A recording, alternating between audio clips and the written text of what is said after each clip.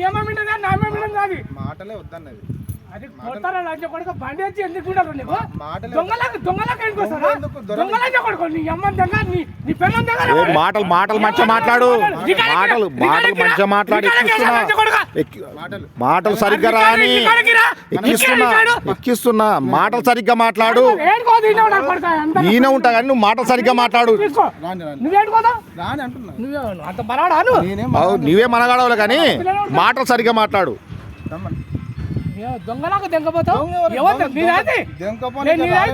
నాది కాబట్టి వచ్చిన దెంకపోనికి రాలేడికి నేను నాది కాబట్టి తిప్పిస్తున్నాను నేను క్యాంప్ ఆఫీస్ అంటే ఫోన్ చేస్తే పిల్లాడి బండి తీసుకుని ఉరుకొస్తాను నేను నమ్మలే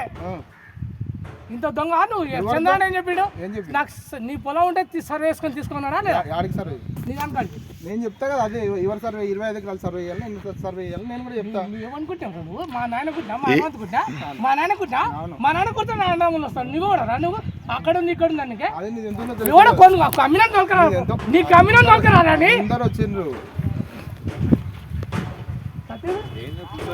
కూర్చొని అది ఈ కొడుకులో పని చేస్తాను కానీ ఏదో ఫోన్ మన పిల్ల అనుకుంటే వీడు పెంటాడు ఈ లంజ కొడుకు మన పట్టణ అధ్యక్షులు వచ్చి మాట్లాడినాడు వాళ్ళ పిల్లాట్లాడ ఉండే చూపిండు నాకు కూడా మన దగ్గర మళ్ళీ వెళ్ళవచ్చు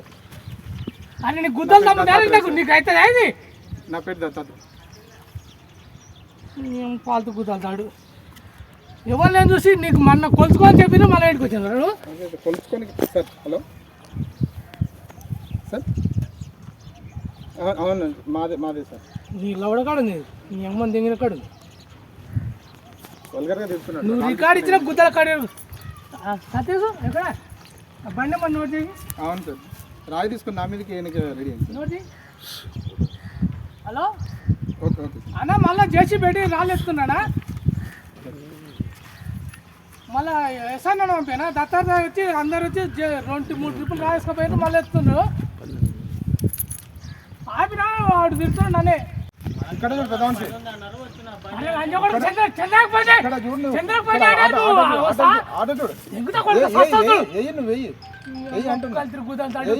చంద్రతో ఏమంటాడు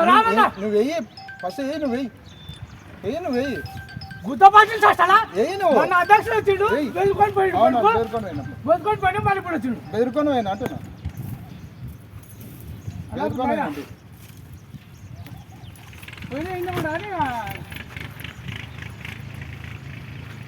లంచ కొడుకు మాట వచ్చింది మళ్ళీ ఇప్పుడు వచ్చి